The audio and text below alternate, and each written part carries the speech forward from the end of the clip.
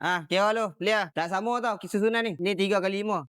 60. Ha ni. 12, 72. Ni. Okey, tulis 40 meter kali 2. 72. Ni atas. 3 kali 45. Ada apa 4. Okey, tulis. Confirm betul-betul. Tak confirm tak lagi. Abang JNT marah. Bos ni 74 bukan petak kali ni ya?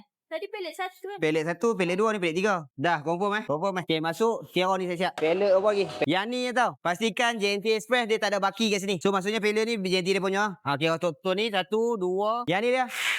Satu lagi. Jangan ni pelet tak pelet 4. Ya. Ni, pelet ni maksudnya ni pelet.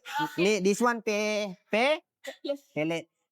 Kalau pelet macam ni, bila lepas susun ni nampak baki. Bakinya JNT Express juga. Tapi baki ni sagu, dia besar. So dia glory lain main. Kalau JNT Express, depa. So ni saya kira kotak ni, kira balik. Yang ni kena kira juga. Nanti satu lagi untuk JNT Express, baki pula. Depa ni, yang ni semua baki. Courier lain. Lepas tu dia kita ada apa? Kita ada JNT Express, JNT baki. Lepas tu kita ada GDEC, kita ada Ninja, Flash, semua courier.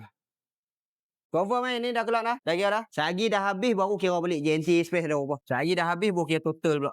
Tanya depa total ada berapa pula. Baru total. Kena tengok betul-betul. Ni 40 meter. Yang ni 4 kali 2. 2 kali 4. Yang ni atas 3. Ni tempong ni 3, 1, 1, 2. Okey, ingat. Pengeluaran nak keluar, pastikan yang besar dulu. Sebab apa? Sebab nanti dia pakai tindan. Kalau kecil dulu, kecil dia bawah. So, anak pun kecil. So, kalau depa nak bawa keluar, make sure, ni clear kena pastikan. Depa bawa keluar yang besar dulu. So, sebelum nak bawa keluar, bagi tahu. Okey, bawa keluar yang besar dulu. Satu lagi, pengeluaran lepas ni yang kena faham ni. Sini ada CCTV.